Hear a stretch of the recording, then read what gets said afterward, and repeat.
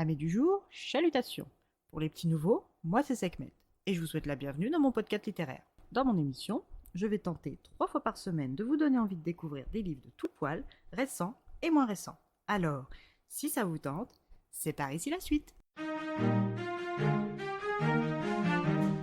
Aujourd'hui, je vais vous présenter le livre du thé tome 2, Un doux et sombre venin de Judy E. Lin, publié aux éditions Hugo Stardust. Dans ce second tome, nous retrouvons Zhang Ning, mais avant que je ne poursuive ma chronique, laissez-moi vous prévenir du caractère un tantinet spoilant de la suite, car ce livre reprend son récit pile poil après la fin du tome 1. Donc si vous n'en êtes pas encore là, je ne saurais trop vous conseiller de vous revoir prochainement. Pour les autres, nous pouvons poursuivre. Je vous disais donc que nous retrouvions Ning en compagnie de sa jeune sœur qu'elle a pu sauver des crochets du serpent habitant le royaume au-delà des transmutations, la princesse Zen de Daxi et sa fidèle servante Rui sur la route de l'exil. Après la découverte de l'implication du bienveillant empereur dans la mort de sa belle-sœur, la femme du général Kai Lang, et la mère de son ami Kang, le chancelier Zhu s'est retourné contre la princesse et s'est allié au général, faisant écouler des brigues de thé empoisonnées à travers tout le pays. Le général, cherchant à venger la mort de son épouse bien-aimée, invente un stratagème impliquant des innocents Shenun Wu venus des 4 coins du pays, et pour rappel, les Shenun Wu sont des praticiens de la magie du thé, afin de les faire s'affronter pour devenir le nouveau maître du thé royal. Le véritable but de ce concours est d'empoisonner et de tuer l'empereur pour lui ravir le trône. Une fois les bases posées, il ne restait plus qu'à choisir celui ou celle qui allait porter le chapeau et servir d'exemple. Ce rôle a été attribué à Ning, mais heureusement pour elle, elle s'est solidement liée d'amitié avec la princesse Zen, sa compagne Rui, et le prince Li Kang qui sait qu'elle est innocente. Le jour même de son exécution, elle s'est évadée aux côtés de la princesse, la nièce du général. Dans sa fuite, elle sauve sa sœur avec l'aide de leur père médecin, mais est blessée par le serpent. À son réveil, elle est groggy, fiévreuse, douloureuse, perdue et soulagée tout à la fois. Sa sœur Shu, qui durant son séjour dans le royaume des rêves prisonnière du serpent à cause du thé empoisonné a perdu sa magie, explique à Ning qu'elles sont en sécurité pour le moment et qu'elles cheminent toutes dans un chariot vers Yeliu. Une fois arrivées aux portes de la cité, les statues des gardiens considérés comme les représentants des yeux vigilants des dieux, les filles constatent qu'elles ont été vandalisées, démontrant un total irrespect pour les dieux et leur châtiment. Elles continuent d'avancer malgré leurs embûches jusqu'à tomber nez à nez sur une scène de massacre. Les érudits sans défense ont été tués sans autre forme de procès. Zen et Ning, tout comme Rui, sont habitués aux morts mais pas immunisés pour autant.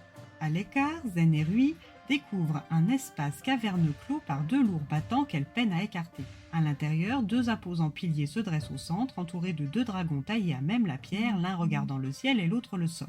Au centre de la pièce basse de plafond, un encensoir géant en bronze dont le foyer est froid, ce qui indique que plus aucun Zankan Si, les gardiens du secret de Yeliu, ne s'en occupe.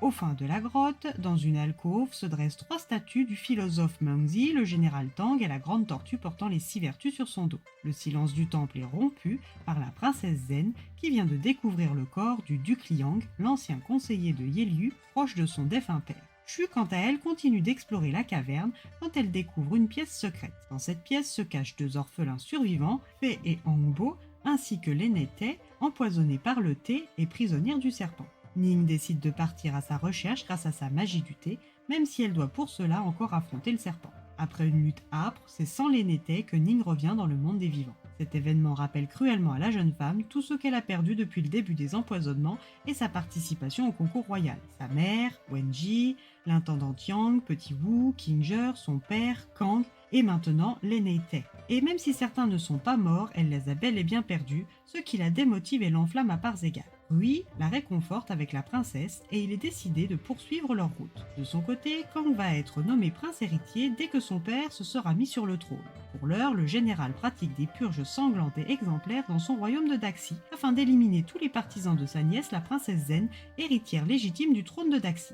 Le peuple souffre de l'influence de Zhu. Ce dernier a marché sur Yeliu et sur Anxia pour récupérer des reliques capables d'asseoir définitivement le général sur le trône. L'épée en os, le cœur de cristal et l'œil du jade. Alors même si le général ne croit pas au pouvoir magique présumé de ces reliques, il fait toute confiance au chancelier. Kang va être testé et missionné pour retrouver le cœur de cristal, appelé aussi la perle qui illumine la nuit, dernière relique manquante, et pour capturer Zhang Ning et la remener au palais pour qu'elle soit enfin punie pour son crime. Kang ignore encore à quoi rime cette quête, ni quel est son véritable but, mais ce qu'il sait, c'est que pour aider son ami à prouver son innocence, il va devoir prouver sa loyauté à son père et duper le chancelier Zhou. Il perd donc pour sa double mission avec plus de questions que de réponses. Les trouvera-t-il en route?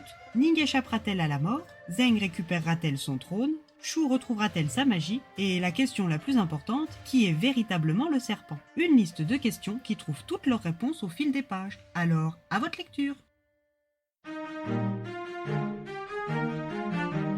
Le tome 1 avait été un coup de cœur, et le tome 2 en est un aussi. Une suite tout aussi qualitative que le premier livre, un développement des personnages et de l'histoire qui ne manque pas de rythme, et un dénouement intéressant, loin des fins toutes roses ou toutes noires habituelles. Une duologie que je vous recommande si elle n'est pas encore dans votre palle ou dans votre liste de souhaits livresques. Et bien voilà, j'en ai fini pour aujourd'hui. J'espère que cet épisode vous aura plu et vous aura donné des nouvelles idées de lecture. Si vous souhaitez découvrir d'autres petits bonbons littéraires tout droit sortis de ma bibliothèque, je vous retrouve le mardi 9 avril prochain pour un nouvel épisode. Si d'ici là je vous manque de trop, connaissez le chemin sur Instagram, @leslectures de Sekhmet. Sur ce, chalut les amis, et à la prochaine!